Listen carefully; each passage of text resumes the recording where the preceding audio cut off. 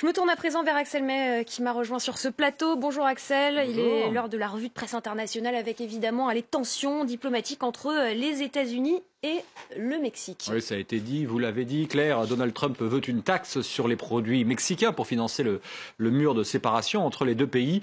En réponse, le président mexicain annule sa visite aux États-Unis, comme le rappelle le Wall Street Journal. C'est un fossé désormais entre les deux pays.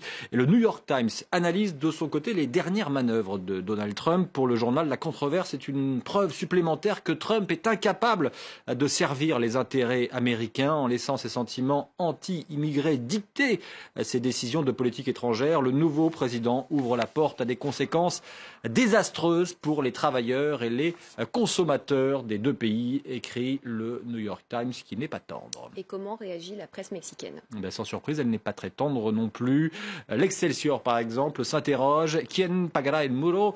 Qui va payer le mur? Pour l'Excelsior, mettre en place un prélèvement de 20% sur les importations serait déjà très difficile à mettre en œuvre, car il n'est pas aisé de déterminer l'origine exacte d'un produit. Ensuite, si le pouvoir d'achat au Mexique diminue, cela touchera forcément l'économie américaine, prévient l'Excelsior, car le Mexique est la destination numéro 2 pour les produits américains. Alors, le président mexicain n'ira pas dans l'immédiat aux États-Unis, mais la chef du gouvernement britannique, elle, est sur place. Le président américain s'apprête en effet à recevoir son premier dirigeant étranger ce vendredi. Cet honneur revient donc à Theresa May, avec qui il va évoquer les liens commerciaux post-Brexit.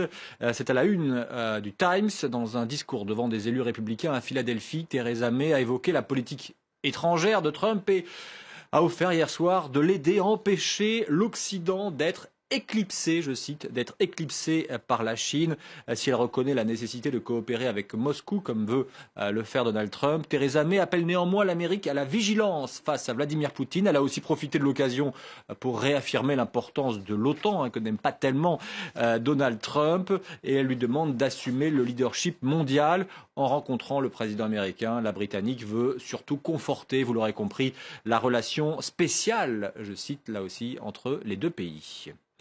Mais y arrivera-t-elle? C'est la question. Regardez ce dessin paru dans le Times, toujours sur cette réunion à venir. Les deux dirigeants vont se serrer la main dans le bureau ovale, mais la main de Trump visera une partie bien particulière de l'anatomie de Theresa May. Voilà, je vous laisse suivre ce dessin, parce que j'entendais Baptiste qui était en train de plaisanter. Voilà, dessin qui veut donc aussi dire, au-delà du contexte, qui veut aussi dire qu'il n'en fera sans doute qu'à sa tête Donald Trump, et comme d'habitude, et que Theresa May n'est pas du tout sûre d'obtenir ce qu'elle veut. Un détour à présent par la presse suisse qui juge sévèrement la campagne présidentielle française. Tous les prétendants présentent des failles susceptibles de ruiner leur chance, écrit dans son édito de une Le Temps. François Fillon est empêtré depuis mardi dans le scandale du Penelope Gate. Jean-Luc Mélenchon pourrait bien voir sa stratégie de la colère populaire se retourner contre lui si Benoît Hamon remporte la primaire dimanche et parvient à populariser sa gauche désirable.